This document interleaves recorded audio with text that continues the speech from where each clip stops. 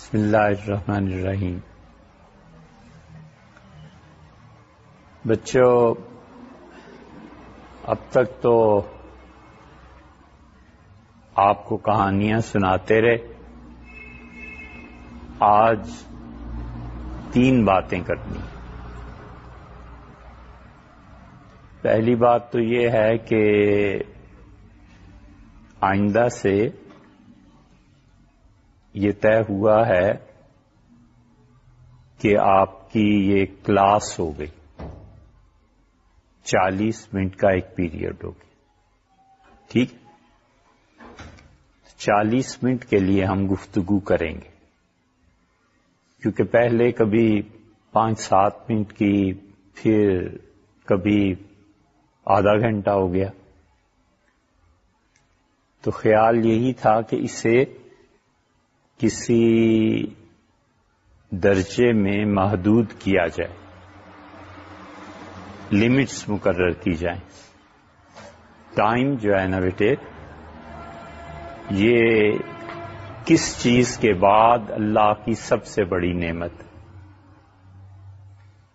آپ لوگوں کا کیا خیال؟ کس چیز کے بعد وقت اور زندگی خدا کی سب سے بڑی نعمت؟ پہلے نمبر پہ کیا آتا ہے؟ بولو۔ ایمان، عقیدہ۔ پہلے نمبر پہ ایمان اور عقیدہ۔ عقیدہ بیٹے چاہے کافر کا ہی کیوں نہ ہو، سب سے پہلے وہ ہے، چاہے مومن کا کیوں نہ ہو، سب سے پہلے وہ ہے، کیونکہ عقیدے ہی کی بنیاد پہ آدمی جیتا ہے، اسی بنیاد پہ مرتا ہے، اسی بنیاد پہ زندگی میں اپنے عمل کا دائرہ کھینچتا ہے۔ عمل کا دائرہ کہ میں نے یہ کرنا ہے، یہ نہیں کرنا، یہ کھانا ہے، یہ نہیں کھانا، یہ پینا ہے، یہ نہیں پینا۔ ایمان کے بعد اللہ کی سب سے بڑی نعمت ٹائم ہے، اور حقیقت میں آپ کا دشمن وہ ہوتا ہے جو آپ کا ٹائم برباد کرتا ہے۔ جو شخص آپ کا وقت برباد کرتا ہے نا بیٹے، وہ آپ کا سب سے بڑا دشمن۔ صحیح ہے؟ کبھی بھی ایک لمحہ بھی ضائع نہیں کرتے۔ تو اس پہ ہم نے مشورہ کیا، تو بڑی اچھی رائے دوستوں نے دی۔ انہوں نے کہا اسے 40 سے 45 منٹ کا ایک پیریڈ بنا لیجیے، تو یہ ہمارا آپ کے ساتھ رابطہ، گفتگو، پڑھنا یہ بھی ہو جائے گا، اور انشاءاللہ ہم آپ سے بڑی اچھی اچھی باتیں سنیں گے بھی۔ آپ جواب دیتے ہیں تو ہم کچھ سیکھتے ہیں نا۔ ایک بات۔ دوسری بات یہ ہے بیٹے، یہ بتائیے کہاں تک پہنچے تھے؟ پہلی کہانی جو تھی، قاضی نے تو فیصلہ دے دیا تھا کہ اس نے معذور آدمی کو اور جو پاؤں سے معذور تھا دونوں کو نور جہان کی کہانی تھی۔ اچھا اچھا اچھا اچھا، صحیح۔ اس کہانی میں بیٹے قتل جو ہوتا ہے نا، اس کی جب آپ بڑے ہوں گے تو پڑھیں گے قسمیں ہوتی ہیں۔ ایک قتل ہوتا ہے کہ کسی کا ارادہ نہ ہو اور قتل ہو جائے۔ مثلا اس نے، نور جہان نے تیر چلایا تو کسی کو مارنا تو نہیں چاہتی تھی، لیکن غلطی سے ایک آدمی کو تیر لگ گیا۔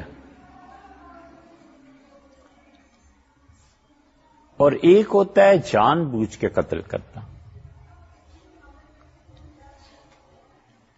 ہمیشہ بیٹے زندگی میں جو کام بھی ہوتا ہے نا آپ کرتے ہیں، اس کی بنیاد پر غور کرو کہ میں یہ کام کیوں کر رہا ہوں، ٹھیک ہے؟ جو کام بھی کرتے ہیں ہمیشہ اس کی بنیاد پر غور کرنا ہے کہ میں یہ کام کیوں کر رہا ہوں. مثلاً آپ بیٹھے ہیں تو اس کی بنیاد کیا ہے؟ کیوں بیٹھے ہیں؟ آپ بتائیے، آپ کیوں بیٹھے ہیں؟ بولیے.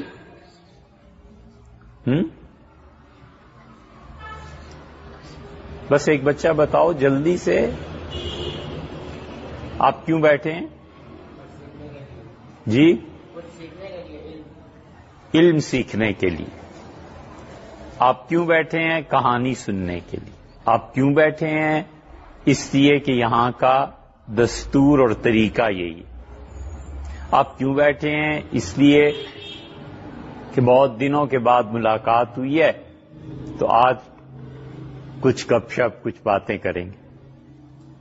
یہ ساری بنیادیں ہیں نا آپ کے بیٹھنے کی.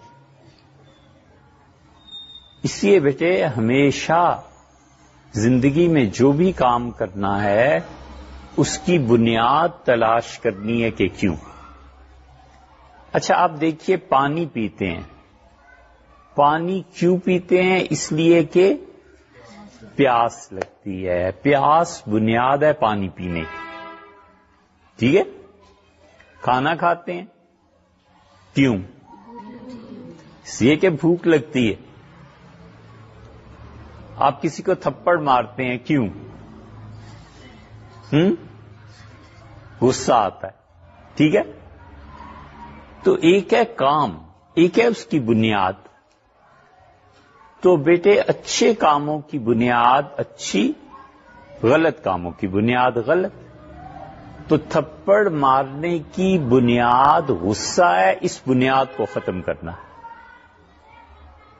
اس لیے بیٹے زندگی میں جو لوگ اپنے کاموں کی بنیاد کو قائم رکھتے ہیں اور کام کو ختم کرتے ہیں کبھی بھی کامیاب نہیں ہوتے. کبھی بھی کامیاب نہیں ہوتے.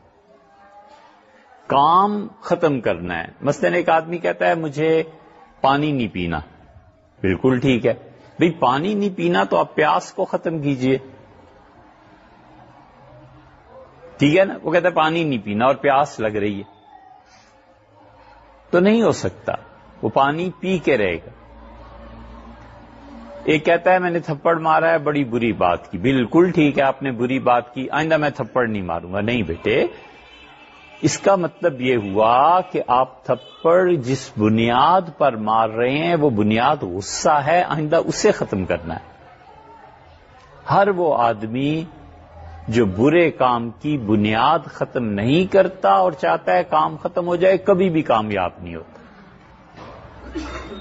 صحیح ہے. اس لیے زندگی میں جتنے بھی برے کام ہیں نا، اس کی بنیاد ختم کرو. ٹھیک ہے. ایک خدا نخواستہ کوئی آدمی چوری کرتا ہے. چوری کی بنیاد کیا ہے بیٹے؟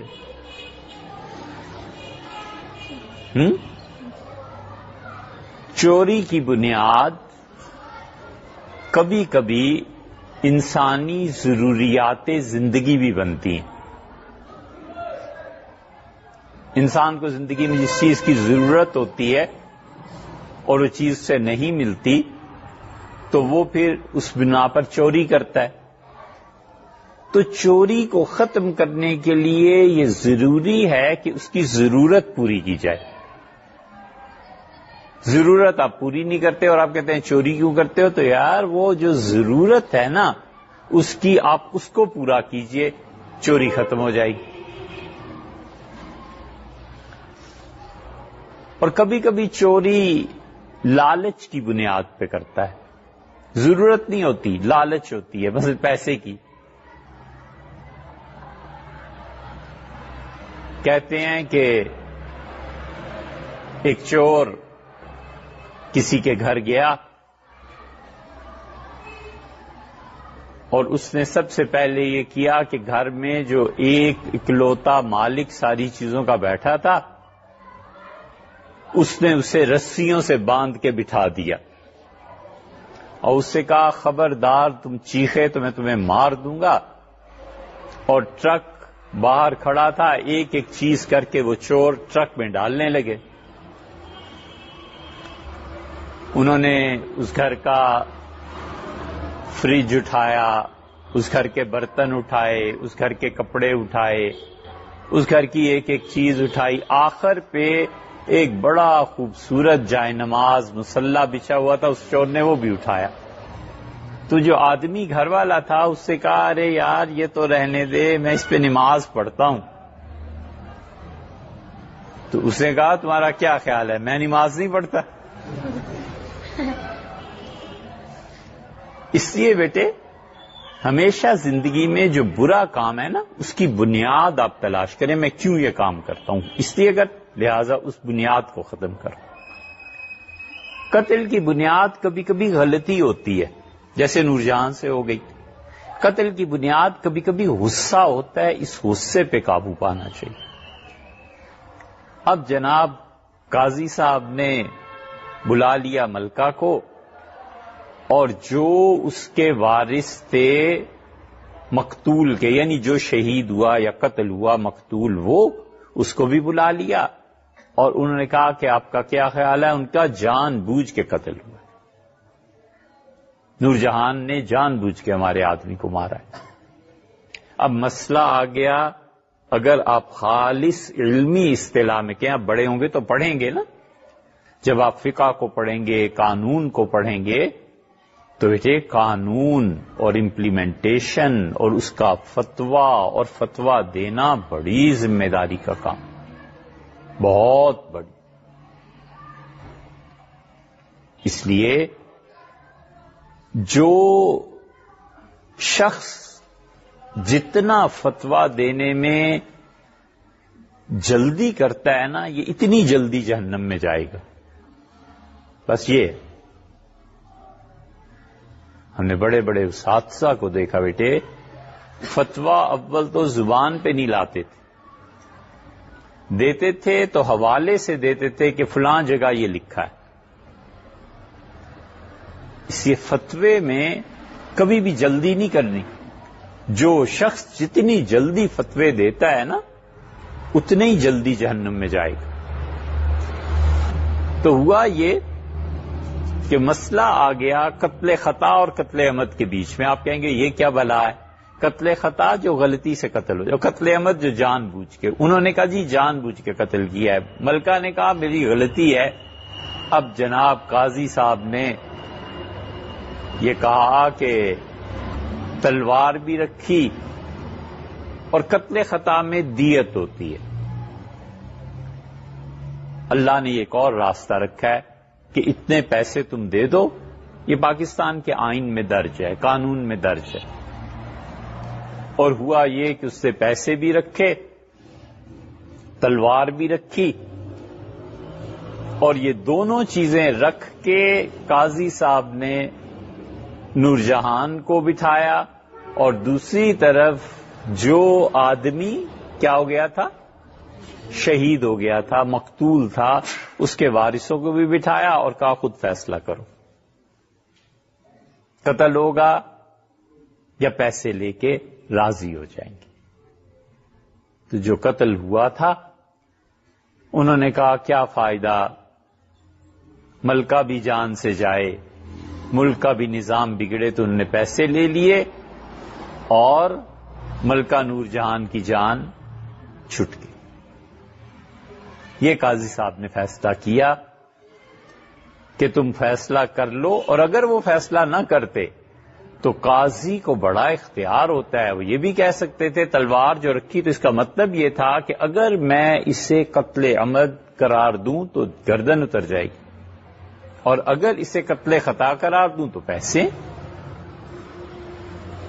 اس لیے بیٹے انسان میں بنیادی طور پہ نا قوت برداشت ہونی چاہیے.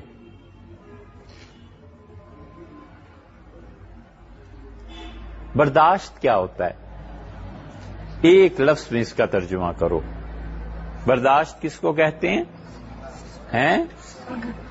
سہنا، بہت اچھے، بہت خوبصورت. یہ ہے ترجمہ.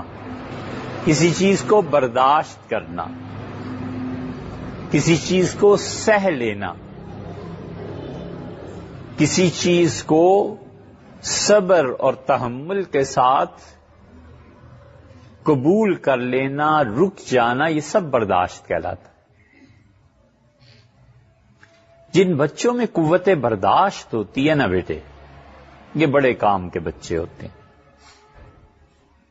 ایک بچے نے تھپڑ مار دیا، دوسرے نے بغیر سوچے سمجھے ادھر سے غلط بات ہے، اسے تھپڑ مارا ہے. آپ میں قوت برداشت ہونی چاہیے. سوچنا ہے آپ کو کہ اس نے تھپڑ کیوں مارا ہے. آپ کہتے ہیں میں نے غلطی کی تھی، مجھے یہ سزا ملی ہے، ماننا چاہیے. آپ سمجھتے ہیں کہ یہ تھپڑ اس لیے اس نے مارا ہے کہ میں نے بھی ایک دن تھپڑ مارا تھا تو بدلہ پورا ہو گیا. آپ کو برداشت کرنا ہے، نہ آپ مارتے نہ آپ کھاتے. حضور صلی اللہ علیہ وسلم نے فرمایا، پوچھا گیا سب سے برا آدمی کون؟ تو آپ نے فرمایا سب سے برا آدمی وہ جو اپنے ماں باپ کو گالی دے. اوفو، بچوں کو اپنے ماں باپ کو بھی گالی دیتا ہے؟ نہیں نا، گالی ویسے بھی نہیں دیتے. یہ بڑے خراب لوگ ہوتے ہیں جو گالی دیتے. لوگوں نے کہا اللہ کے رسول کون اپنے ماں باپ کو گالی دے گا؟ آپ نے فرمایا وہ جو دوسرے کے ماں باپ کو گالی دیتا ہے نا، وہ حقیقت میں اپنے ہی ماں باپ کو گالی دے رہا ہوتا ہے. آپ سمجھے کیسے؟ جب وہ دوسروں کو گالی دے گا تو دوسرا بھی تو اس کو گالی دے گا نا. تھپڑ کھاتے ہی ایک غلط بات، آپ نے سوچنا ہے، برداشت کرنا ہے. اور پتہ چلا کہ یہ ظلم ہے. اب بیٹے تھپڑ کا جواب تھپڑ نہیں ہے. تھپڑ کا جواب یہ ہے کہ آپ پوری چیز برداشت کر کے آپ پلان کریں، آپ منصوبہ بنائیں پورا کہ اس ہاتھ کو ہی نہیں رہنے دینا. سال میں 2 سال میں اس نظام کو ہی ختم کر دینا. یہ قوت برداشت ہے. یہ جن بچوں میں برداشت کی قوت نہیں ہے نا بیٹے، یہ زندگی میں کوئی بڑا کام نہیں کر سکتے. بڑا کام کرنے کے لیے بڑی طاقت چاہیے اور وہ قوت برداشت. آج فاقہ ہے، کوئی بات نہیں، پھر کیا ہوا؟ اللہ تعالیٰ وہ دن لائے گا جب میں 100 آدمیوں کو کھانا کھلا رہا ہوں گا. آج کا فاقہ کوئی چیز نہیں. آج تنگی ہے، یقیناً کل اللہ اچھے حالات پیدا کر دے گا. اس لیے بیٹے قوت برداشت جو ہے نا، بس یہ ہونی چاہیے. یہ تھوڑا ہی ہے کہ آپ جذباتی ہو جائیں، ایک نے کوئی بات کی تو آپ بھی اٹھ کھڑے. نہیں، قوت برداشت آدمی کو اوپر اٹھاتی، اونچا لے جاتی ہے. بہادر لوگ ہوتے ہیں جو برداشت کرتے ہیں. بزدل کہتا ہے ابھی مار لو، پتہ نہیں پھر موقع ملے نہ ملے. بہادر آدمی کہتا ہے جائے گا کہاں، میرے پاس ہی ہے، 2-4 دن ٹھہر کے میں ایسی کام کروں گا کہ یہ ہاتھ ہی نہیں رہے گا. جو اٹھتا ہے لوگوں.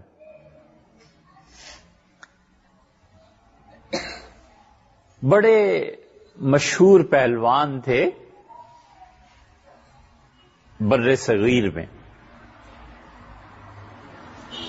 بر صغیر کا کیا مطلب ہے بیٹے؟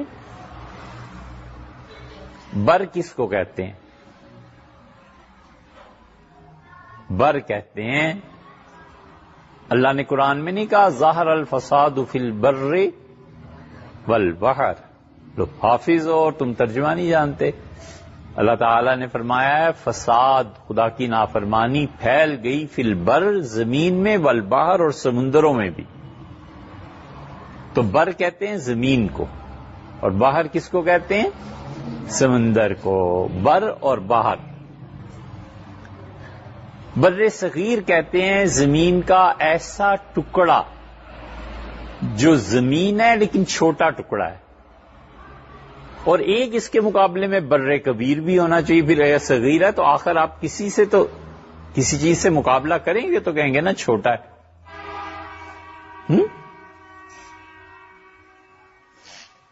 کسی چیز سے آپ مقابلہ کریں گے تو کہیں گے نا چھوٹا ہے. افریقہ کو کہتے ہیں بر کبیر، خشکی کا بڑا ٹکڑا. اس کے مقابلے میں انڈیا، یہ سارے علاقے، آزاد کشمیر پورا، نیپال، بنگلہ دیش، بھوٹان، سکم وغیرہ وغیرہ، جب آپ بڑے ہوں گے جغرافیہ پڑھیں گے تو آپ دیکھیں گے یہ سارا بر صغیر کہلاتا ہے. ایک بر صغیر ہے، ایک بر کبیر ہے. یہاں کے بڑے مشہور پہلوان تھے، انہیں کہتے تھے رستم زماں. رستم کیوں کہتے تھے بیٹے؟ رستم بہت بڑا پہلوان تھا. پہلوان کیا تھا؟ بڑا آدمی تھا ایران کا. جیسے ہم کہتے ہیں نا شیر کی طرح بہادر، جسے بہادر پہلوان. رستم یہ پہلوان کیا ہوتا ہے؟ موٹا آدمی. اور پہلوان کیا ہوتا ہے؟ پہلوان وہ ہوتا ہے جو پہلوانی کے گر جانتا ہے. چلو اس پہ پھر بات کریں گے کبھی. ہندوستان ہمارا یہ سب کانٹیننٹ اسے کہتے ہیں بر صغیر.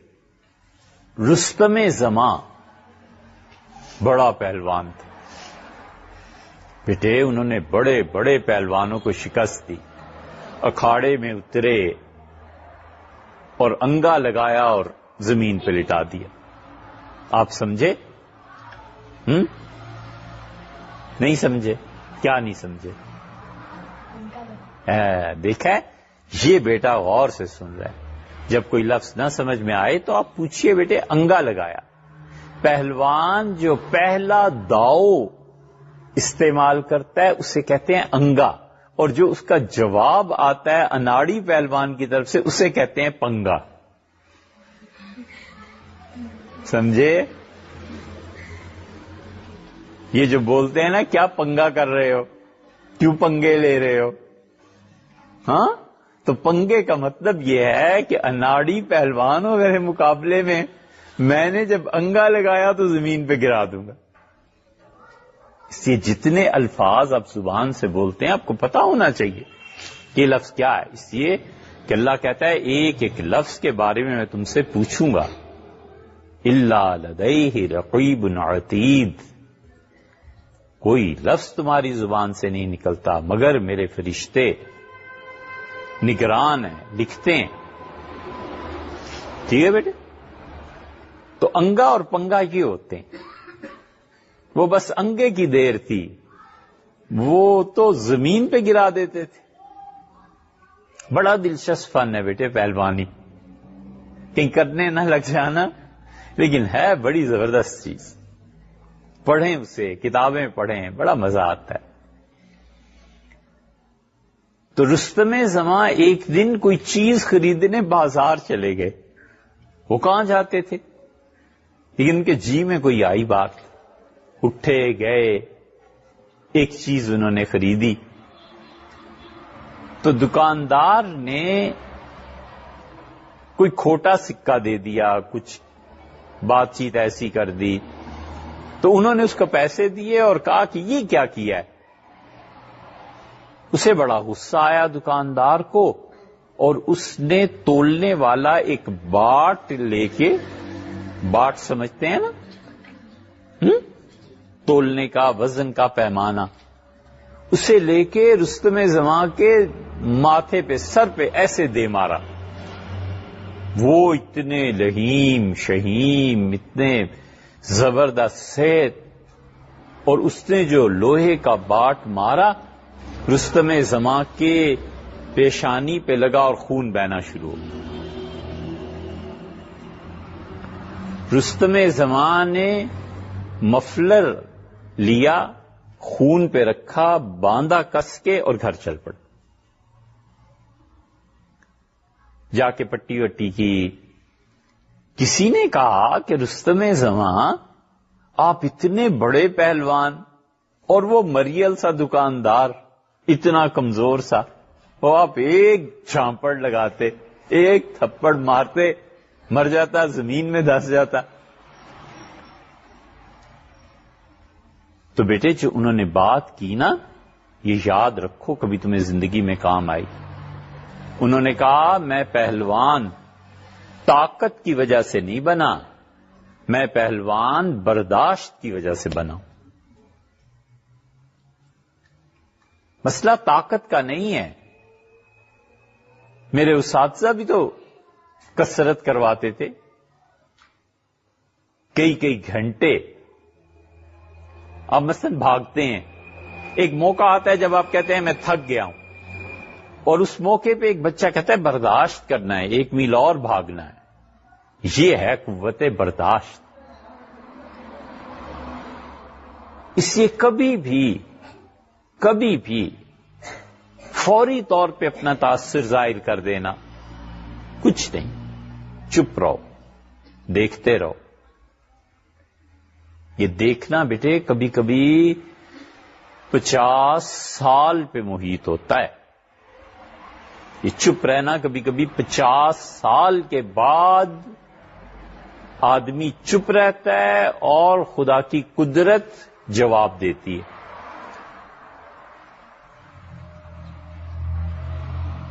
بڑی چیز ہے برداشت کی قوت۔ کبھی بھی کوئک ایکشن، فوری رد عمل نہیں، کچھ بھی نہیں۔ گالی دی ہے، بالکل ٹھیک ہے، دیکھ لیں گے۔ الزام لگایا ہے، چپ رہو، دیکھو کیا کرنا ہے، سوچ سمجھ کے، ٹھنڈے مزاج کے ساتھ۔ آج ایک آپ کو کوئی استاد کہہ دیتا ہے آپ نہیں پڑھ سکتے، کیا ضرورت ہے آپ کو پریشان ہونے کی؟ کرنے کا کام یہ ہے کہ آپ استاد کی بات سنیں اور 1 سال محنت کر کے دکھائیں کہ استاد سے کہیں سر میں پڑھ سکتا ہوں، ٹھیک ہے نا؟ آپ اسی وقت کہتے ہیں اچھا استاد نے کہا نہیں پڑھ سکتا لہذا میں اسکول چھوڑتا ہوں، مدرسہ اسکول چھوڑتا ہوں، یہ کرتا ہوں۔ غلط بات ہے، آپ پڑھ کے دکھائیں۔ نتیجہ یہ کہ جس نے کہا ہے نا کہ نہیں پڑھ سکتے، یا تو وہ خوش ہوگا، اگر وہ مخلص استاد ہے خوش ہوگا، کہے گا واہ بھائی میرے بیٹے نے پڑھ کے دکھایا، دیکھو ہماری بات غلط ہوئی، بیٹا سچی بات کرتا ہے، پڑھ کے دکھایا۔ اور یا پھر کچھ اور ہو جائے گا، آپ اس میں نہ پڑھیے، ٹھیک ہے نا؟ اس لیے بڑی قوت برداشت چاہیے بیٹے زندگی گزارنے کے لیے۔ آج فاقہ ہو گیا، کچھ نہیں، برداشت کرنا ہے، اور ایک دن اس سیٹ پہ آ جانا ہے جہاں پر خدا اپنا رزق لوگوں کے ذریعے تقسیم کرتا ہے۔ اللہ تعالیٰ ڈائریکٹ تو نہیں نا دے دیتا، کچھ نہ کچھ تو ہوتا ہے نا، فرشتوں کو استعمال کرتا ہے، لوگوں کو استعمال کرتا ہے۔ علم آپ کو چاہیے تو استاد اللہ اسے علم دیتا ہے، پھر آپ کو وہ سکھاتے ہیں۔ اللہ کے اور بندوں کے درمیان کوئی نہ کوئی تو واسطہ ہوتا ہے نا، ٹھیک ہے؟ فاقے کو اس لیے برداشت کرنا ہے کہ میں کل اس سیٹ پہ بیٹھوں گا جا کر جہاں سے میں 100 آدمیوں کو خود کھانا کھلاؤں گا۔ علم کی راہ میں سختی کو برداشت کرنا ہے تاکہ کل بیٹے آپ اس منصب پر بیٹھیں جب آپ 1000 آدمیوں کو پڑھا سکیں۔ یہ قوت برداشت ضروری ہے، یہ ہوگی تو آپ پڑھیں گے۔ اچھا امتحان ہے، نیند آ رہی ہے، آج برداشت کرنا ہے، اس نیند کو پڑھوں گا، اور جب آخری پیپر ہو جائے گا تو اس کے بعد لمبی تان کے سوؤں گا، پھر تو 24 گھنٹے سوائے نماز کے اوقات کے اٹھنا ہی نہیں ہے، سونا ہی سونا ہے۔ برداشت ہے نا بیٹے؟ ایک اور کہانی سناؤں برداشت؟ بابر بادشاہ کا نام سنا؟ کون تھے؟ ہم تو لفظ بولتے ہیں بابر. اب ہر کوئی کہتا ہے کیا کہا؟ اور اصل میں یہ لفظ ہے بیٹے بابر. ہمارے یہاں بابر ہی کہتے ہیں سب لوگ. بابر بادشاہ سے کسی نے پوچھا کہ آپ نے اتنی لڑائیاں لڑی اور کہاں آپ افغانستان سے چلے اور ہندوستان فتح کیا، کہاں آپ نے اتنا کچھ، یہ سب چیزیں. بیٹے ہندوستان پہ کبھی بھی حملہ نہ ہوتا، ہندوؤں کو کوئی نہ چھیڑتا. ان کے اپنے راجا جو تھے نا، مہاراجے، یہ گئے تھے افغانستان اور غزنی جا کر انہوں نے آگ لگا دی. اور کہاں غزنی اور کہاں پشاور. سلطان محمود نہیں تھے اس وقت. تو جب انہوں نے مسلمانوں کی بستیوں کو جلایا اور حملہ کیا تو سلطان محمود غزنوی نے کہا کہ یہ تو مصیبت شروع ہو جائے گی، انہیں سبق سکھانا چاہیے. تو پھر پشاور جتنے ہندو تھے جمع ہو گئے، اجمیر سے اور کہاں کہاں سے ہندوؤں کے راجاؤں نے فوجیں بھیج دی، اور اتنی فوج تھی کہ سلطان محمود ایک ٹیلے پہ چڑھے اور انہوں نے فوج کو دیکھا تو تا حد نظر بیٹے انسان ہی انسان تھے. گھبرا گئے کہ ہم مقابلہ کیسے کریں. پھر خیر جیسے بھی مقابلہ ہوا یہ تاریخ کا موضوع ہے، لیکن پھر انہوں نے کہا مجھے سبق انہیں سکھانا چاہیے کہ آئندہ یہ ہمت نہ ہو، بھئی ہم گھر بیٹھے ہوئے کیوں میں تنگ کرتے ہو آپ. پھر سلطان محمود نے شروع کیا اور ہوتے ہوتے بابر تک بات پہنچی. بابر بادشاہ سے کسی نے پوچھا کہ آپ نے زندگی میں اتنی کامیابیاں حاصل کی، اتنے آپ کامیاب ہوئے، ان لڑائیوں کا بتائیں. تو بچوں آپ لوگ ایسے دلچسپ واقعات سنتے ہیں نا، سننا چاہتے ہیں؟ کہانیاں ہوتی ہیں نا. بابر بادشاہ نے کہا کل 2.5 جنگیں لڑی ہیں. 2.5 جنگیں لڑی. 2.5 کتنا ہوتا ہے؟ 250. اور 1.5 کتنا ہوتا ہے؟ اور 12.5.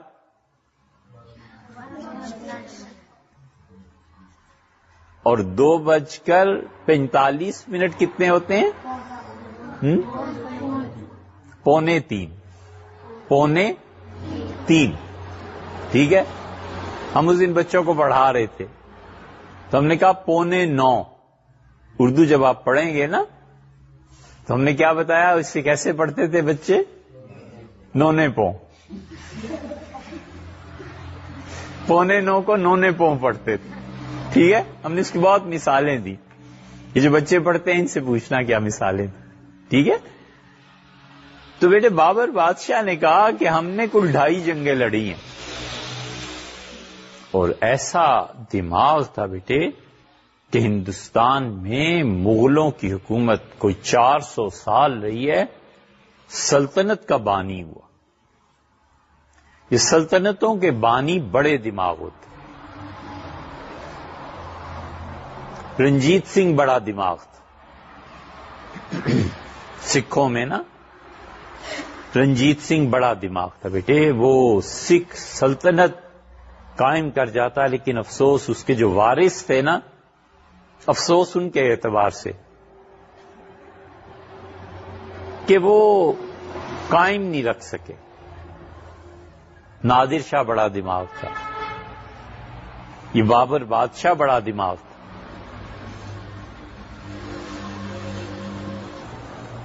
تو وہ بابر بادشاہ نے کہا 2.5 لڑائیاں لڑی ہیں.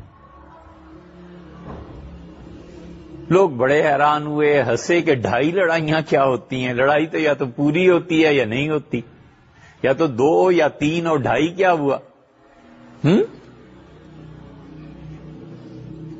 ہنس رہے ہیں. 2.5 لڑائیاں کیا ہوئی؟ یا تو 2 پوری یا 3 پوری ہوں. ان کا زندگی میں 2.5 لڑائیاں لڑی.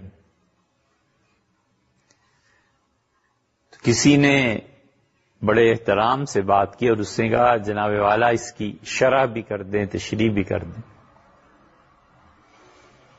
بابر بادشاہ نے کہا کہ فرغانہ سے لے کے اور آگرہ تک، فرغانہ ایک وادی کا نام ہے، بابر بادشاہ وہاں سے اٹھے تھے. ہم گئے تھے فرغانہ دیکھنے.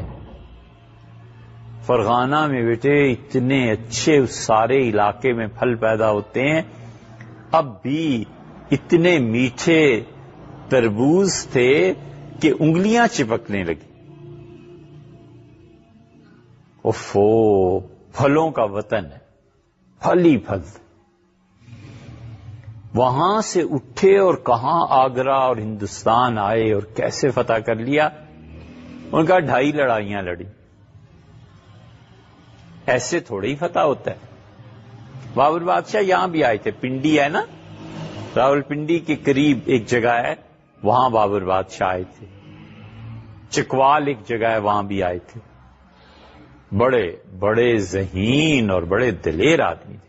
دلیر آدمی میں بیٹے برداشت کی قوت بہت ہوتی ہے. جو بزدل ہوتا ہے نا، یہ برداشت نہیں کر سکتا. ادھر ایک نے تھپڑ مارا، ادھر سے اس نے تھپڑ. دلیر آدمی سوچتا ہے کہ آخر تھپڑ مارا کیوں ہے، وجہ کیا ہے. بزدل بچہ 10 میں سے 1 نمبر آیا، رونے بیٹھ گیا، او میرے نمبر کم آ گئے. بہادر بچہ 10 میں سے 1 کیوں استاد نے دیا ہے، وجہ سوچتا ہے نا، ہاں میں نہیں پڑھتا، مجھے پڑھائی ٹھیک کرنی ہے. اچھا، یہ جو سوال تھا اس کے مطابق جواب میں نے نہیں لکھا. اچھا جواب بھی ٹھیک ہے، پھر استاد نے کیوں 1 نمبر دیا ہے، 15 میں سے 1 نمبر ملا، یہ کیوں؟ تو استاد کو کہتا ہے کہ جناب یہ دیکھیے میرا سوال اور جواب، اور آپ نے استاد کہتا ہے بیٹے غلطی ہو گئی، 1 لکھ دیا، 0 بھول گیا تھا، لو 0 لگا دیتا ہوں، 10 نمبر ہیں تمہارے. بہادر بچے جو ہیں نا، برداشت، سمجھنا مسئلے کو.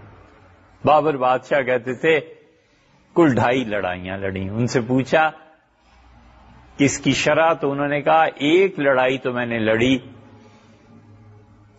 جب میں شکست کھا کے جنگلوں میں مارا مارا گھوم رہا تھا. کوئی ٹھکانہ نہیں تھا، کوئی جگہ نہیں تھی، جنگلوں میں گھوم رہا تھا. تو ایک دن مجھے شدید نیند آئی اور درخت کے نیچے لیٹ گیا، سر زمین پہ رکھا اور سو گیا. اتنی گہری نیند اور کھلی کس سے شو شو کی آواز آ رہی تھی. میری جو آنکھ کھلی تو میں نے دیکھا ایک اژدہا میرے سینے پہ بیٹھا ہوا.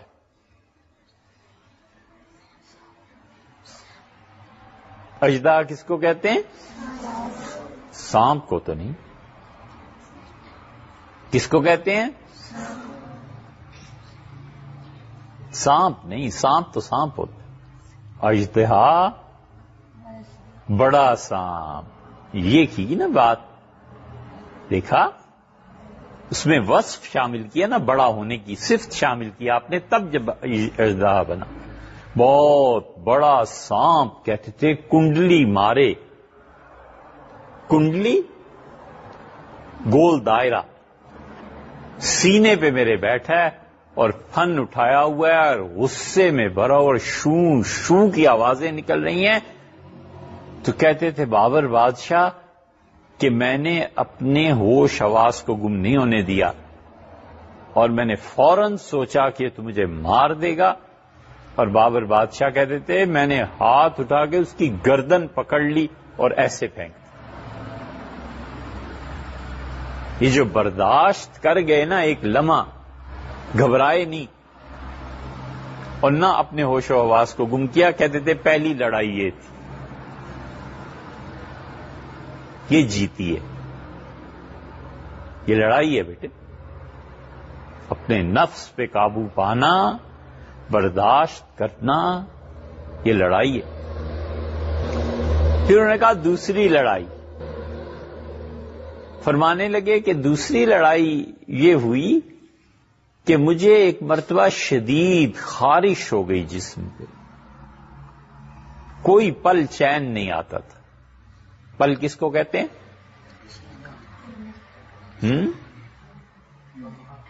لمحہ، moment, while, wait a while. ایک لمحے کو رکیے، ایک لمحے کو انتظار کیجیے. بولتے ہیں نا انگریز، ویٹ اے وائل، ایک لمحے کو رکیے. اشارہ کرتے ہیں ذرا دیر، ایسے ہی بولتے ہیں نا بیٹا، تھوڑا. کہتے تھے کسی پل چین نہیں تھا. اور میرا مقابلہ تھا شیبان خان سے، وہ بھی سردار تھا، لڑائی ہونی تھی، میدان جنگ تھا. کہتے تھے کہ شیبان خان کا پیغام آیا کہ بابر لڑیں گے تو بعد میں، لیکن تم چونکہ آج کل بیمار ہو اور میں نے سنا ہے خارش ہو گئی ہے تمہیں اور بخار ہے، تو میں ملنے آ رہا ہوں. فرماتے تھے میں نے سوچا کہ اگر میں کہوں نہ ملنے آؤ تو یہ کمزوری ہے، اور آ جاؤ تو خارش کا کیا کروں. آخر میں نے فیصلہ کیا اور خط لکھا کہ آپ آئیں. کپڑے جو گندک، سلفر، یہ خارش کو ختم کرتا ہے. آپ پڑھیں گے تو آپ کو پتا چلے گا. وہ کپڑے اتارے جن میں سلفر، گندک لگی ہوئی تھی، اور صحیح شاہی لباس پہنا، جبہ پہنا، سب کچھ پہن کے بابر بادشاہ کہتے تھے کہ وہ آ گیا اور بیٹھ گیا. اور میں شیبان خان کے ساتھ جا کے بیٹھا، ملا، اور صبح کے وقت وہ آیا تھا، ظہر تک بیٹھا رہا. کہتے جان نکلتی تھی خارش سے، مگر میں نے ہاتھ اٹھا کے کہیں بھی خارش نہیں کی.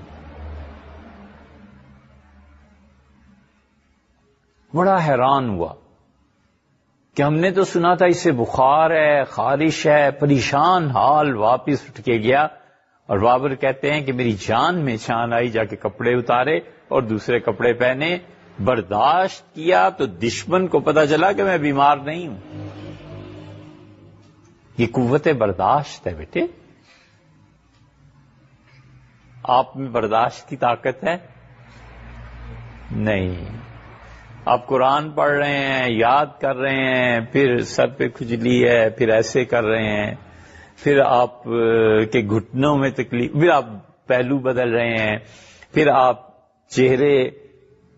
یہ چیز بیٹے ان لوگوں کے ساتھ تو پیش آتی ہے جو بڑے گہری سوچ میں ہوتے ہیں. تو جسم میں کوئی بھی خلش، کوئی بھی خارش، کوئی بھی چیز ان کی سوچ کے تسلسل کو جب توڑتی ہے نا، تو وہ اس کو دور کرتے ہیں. لیکن عام آدمی، آپ یاد کرنے والے، پڑھنے والے، یہ کیا بات ہوئی؟ کھجلی ہو رہی ہے، برداشت کیجئے. کلاس میں بیٹھے ہیں آپ، برداشت کیجئے.